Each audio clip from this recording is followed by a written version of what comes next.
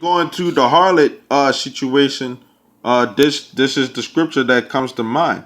Okay, uh, this is Genesis 38 and 21.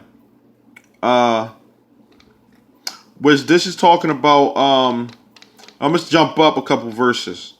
Okay, um, this is Genesis uh 38, and I'm gonna start at uh 11. Then said Judah to Tamar, his daughter-in-law, remain a widow at your father's house. Okay, because her Tamar uh husbands, which were Judah's sons, they passed away. It says, till Salah my son be grown, for he said, lest at peradventure he die also, as his brethren did. And Tamar went and dwelt in her father's house. And in process of time, the daughter of Suah, Judah's wife, died. And Judah was comforted and went up to his sheep shearers to Timnath, he and his friend Harah the Adulamite.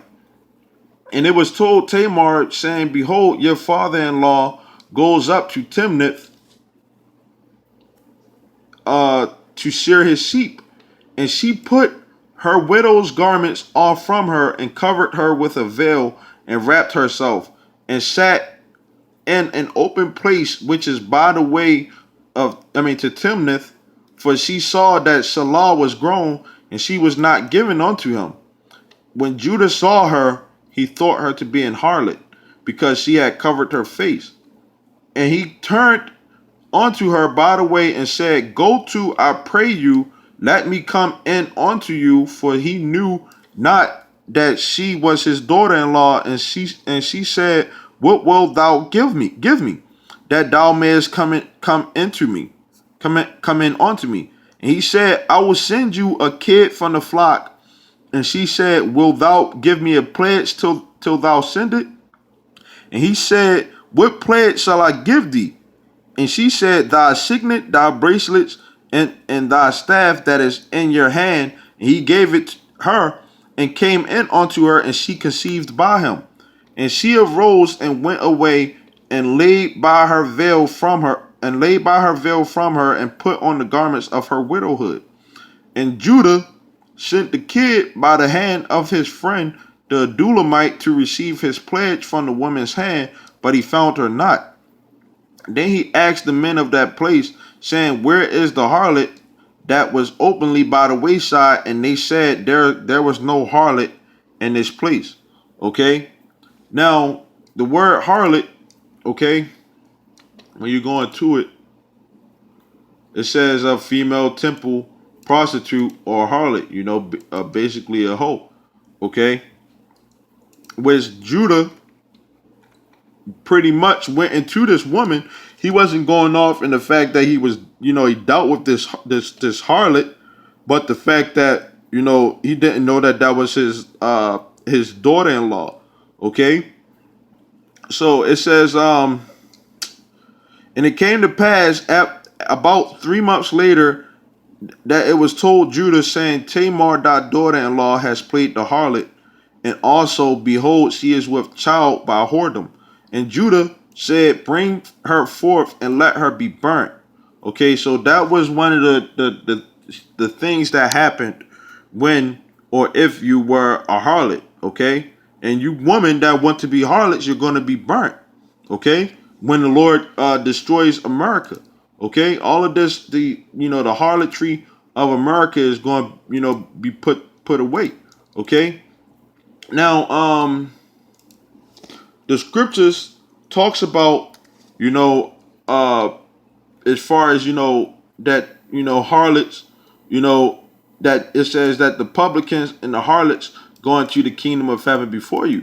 So you do have some women that are out here that know that they are harlots, that prostitutes and stuff like that. But when it comes down to dealing with a man of the Lord, those women are going to make it because they're actually pleasing those men of the Lord. Okay, but you people don't understand that. You know, you women are in relationships and you're playing the harlot, you know, compared to what the scripture says, different types of harlots, you know.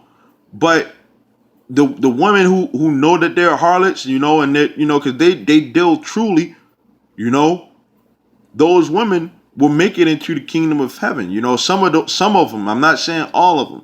You know, more so than a lot of these niggas out here. You know, a lot of these women that aren't in their right mind. You know, and first and foremost, when America gets destroyed, okay, I got to get this scripture to end it. Isaiah 4:1, because we just said that, you know, there's no such thing as boyfriend or girlfriend, only husband and wife, concubines and harlots. Okay, it's Isaiah 4:1. And in that day 7 women shall take hold of one man, saying, we will eat our own bread and wear our own apparel. Only let us be called by thy name to take away our reproach. So at the end of the day, polygamy is in the scriptures. Okay?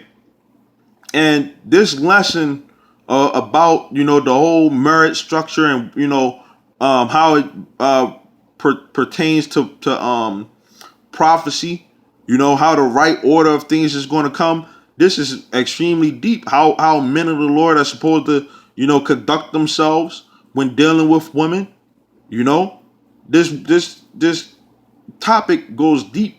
You know, how we're married unto the Lord. Okay, but you know, with that, you know, hopefully this was edifying. You know, I want to say shalom till next time.